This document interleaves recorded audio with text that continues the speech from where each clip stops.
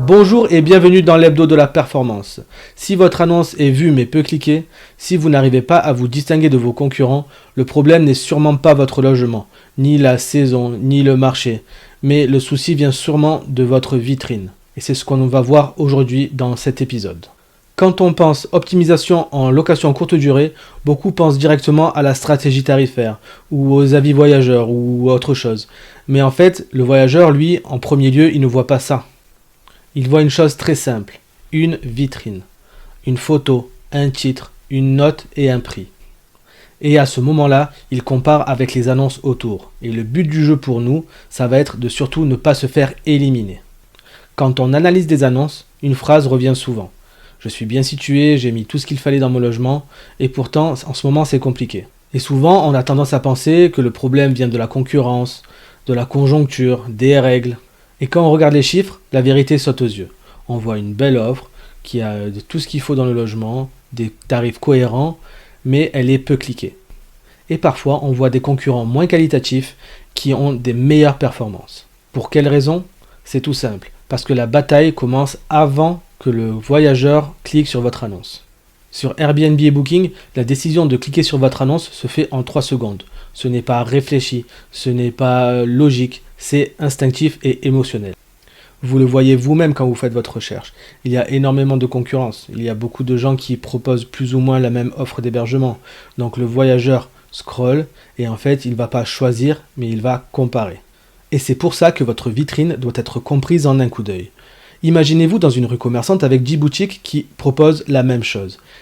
Qu'est-ce qui va faire la différence ? Tout simplement leur vitrine. Il faut une vitrine attractive qui va se démarquer de la concurrence et qui va permettre aux voyageurs de cliquer sur votre annonce. Quand un voyageur fait une recherche, il ne voit pas seulement une photo, il voit un ensemble de choses, une vitrine. La photo, certes, mais aussi le titre, le prix et la note. Et le cerveau mélange tout ça en une seule question. Est-ce que je clique ou est-ce que je passe à autre chose ? La photo principale, c'est le premier filtre. Elle n'est pas là pour rassurer, elle n'est pas là pour expliquer, elle n'est pas là pour être artistique, elle est là pour donner envie de cliquer.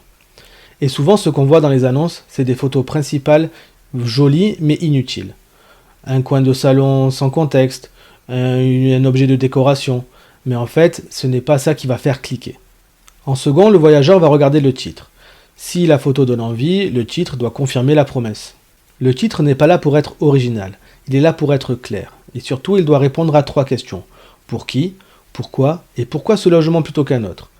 Si votre titre peut s'appliquer à 10 autres logements autour de vous, alors il ne joue pas son rôle. En troisième vient la note, qui est un critère éliminatoire dans chaque chose que nous faisons maintenant. Si la note est en dessous d'un certain seuil, le voyageur ne lit même pas, il passe. Et très souvent, les mauvaises notes ne viennent pas d'un logement mauvais, mais de petites frictions qui peuvent être évitées. En quatrième, on voit le prix. Mais le prix n'est jamais évalué tout seul. Le prix doit être cohérent avec l'ensemble de la vitrine. On peut tout à fait avoir un prix élevé si notre vitrine le justifie. Le but, c'est d'être cohérent avec toute notre offre d'hébergement. Et on trouve des erreurs qui tuent le clic dans chacun de ces 4 piliers. Une photo inutile, un titre inadapté, un prix incohérent, une note trop faible. Quand une ou plusieurs erreurs sont présentes sur votre vitrine, le voyageur ne clique pas sur votre annonce. Il passe à la prochaine et va voir s'il trouve mieux ailleurs. Vous pouvez faire vous-même le test dès aujourd'hui. Faites une recherche dans la zone géographique où se situe votre bien. Et vous vous posez ces 3 questions.